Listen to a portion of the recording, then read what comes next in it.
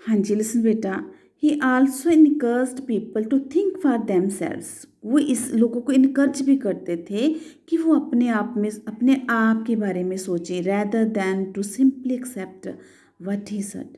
ये नहीं कि जो वो कहते हैं, बुद्धा जी जो कहते हैं वही मान लो। ऐसा नहीं, लोगों को ये सोचना चाहिए कि वो अपने बारे में क्या सोचते हैं, उनके लिए क्या सही है और क्या गलत है। ठीक है, आगे बात करते हैं उपनिषद्स की।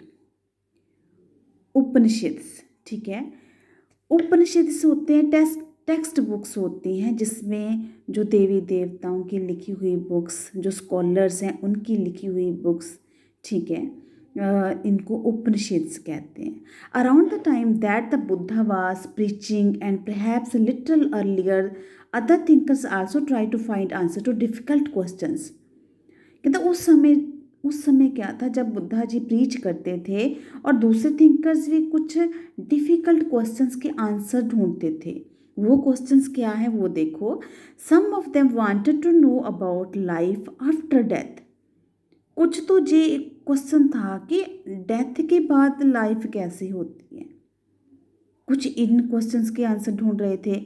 Others wanted to know why sacrifice should be performed.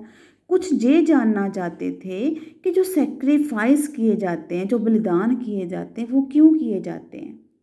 Many of these thinkers felt that there was something permanent in the universe that would last even after death.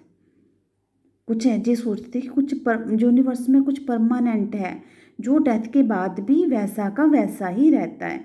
They describe this as the atma और the individual soul. वो क्या चीज़ है जो same रहती है, वो क्या है, आत्मा और इंडिविजुअल सोल। और इसको ब्राह्मण और द यूनिवर्सल सोल भी कहते हैं। और वो क्या विश्वास करते थे कि आत्मा और ब्राह्मण दोनों सेम है। आत्मा और ब्राह्मण क्या है, सेम है। Many of their ideas were recorded in the Upanishads. बहुत से थिंकर्स के जो आइडियाज़ थे वो उपनिषद्स में रिकॉर्ड किए गए हैं। These were part of the later Vedic text. जो पहले वैदिक टेक्स्ट थी, जो वैदिक बुक्स लिखी गई थी, उनमें जो सारे उनके थिंकर्स के जो विचार हैं वो शामिल किए गए हैं, इंक्लूड किए गए हैं।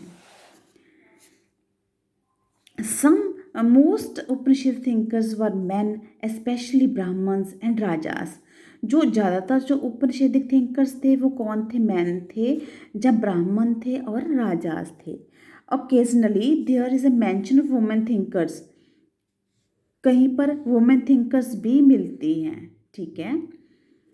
आगे बात करते हैं हम जैनिज़्म की। आगे बात करते हैं जैनिज़्म की। द लास्ट एंड 24th जो तीर्थंकर था उसको जैनिज़्म कहा जाता है, जैन्स कहा जाता है, ठीक है। उसका नाम था वर्तमाना महावीरा। फुल नेम क्या था उनका, Vardhamana Mahavira. Also spread his message around this time 2500 years ago। He was Kshatriya prince. वो क्या थे, क्षत्रिय प्रिंस थे, ठीक है। तो वो किस किस किस संघ में पार्ट था, जो क्षत्रिय प्रिंस था वो किस संघ का पार्ट था, विजय संघ, वाजी संघ, ठीक है, सॉरी वाजी संघ। अबाउट विच यू सॉरी आगे, he felt home and went to live in a forest. उन्होंने अपना घर त्याग दिया था 30, जब वो एज 30 के थे, 30 साल की उम्र में उन्होंने अपना घर त्याग दिया था और कहाँ चले गए थे, जंगल में चले गए थे। For 12 years he led hard and lonely life. 12 साल तक उन्होंने बड़ी हार्ड और लॉनली लाइफ जी थी। At the end of which he attend enlightenment. और आखिर में उनको भी परमात्मा का ज्ञान हो गया, ठीक है। उन्होंने भी परमात्मा को जो उनका जो अंतरात्मा का ज्ञान था उनको वो हो गया। He taught a simple doctrine: men and women who wished to know the truth must leave their homes। अब जो उनका एक्सपीरियंस था, जो उनके अकॉर्डिंग क्या था कि वो मैन और वुमेन जो ट्रुथ को ढूंढना चाहते हैं, जो सच की खोज करना चाहते हैं, उनको क्या करना पड़ेगा, अपना घर छोड़ना पड़ेगा। जो उनके विचार थे, they must follow very strictly the rules of अहिंसा। और वो जो लोग ट्रुथ को आइडेंटिफाई करना चाहते हैं, उनको बड़ा स्ट्रिक्ट रूल अडॉप्ट करने पड़ेंगे। वो रूल्स थे अहिंसा, विच मीन्स नॉट हर्टिंग और किलिंग लिविंग बींग्स। अहिंसा का मीन्स क्या है? नॉट हर्टिंग और killing living beings. Living beings को ना तो हर्ट करना, ना उनको मारना। और वो जो महावीरा थे, उनकी जो टीचिंग्स थी वो भी किस लैंग्वेज में थी? प्राकृत लैंग्वेज में ही थी। क्यों? क्योंकि उस वक्त जो लोग थे वो प्राकृत लैंग्वेज को ही अच्छी तरह से समझ पाते थे, इसलिए वो भी प्राकृत लैंग्वेज में ही लोगों को संदेश देते थे। Followers of Mahavira who were known as Jains, जो उनके फॉलोअर थे उनको क्या कहते? Jains. Had led very simple lifes, वो भी बड़ी सिंपल सी साधारण सी लाइफ जीते थे।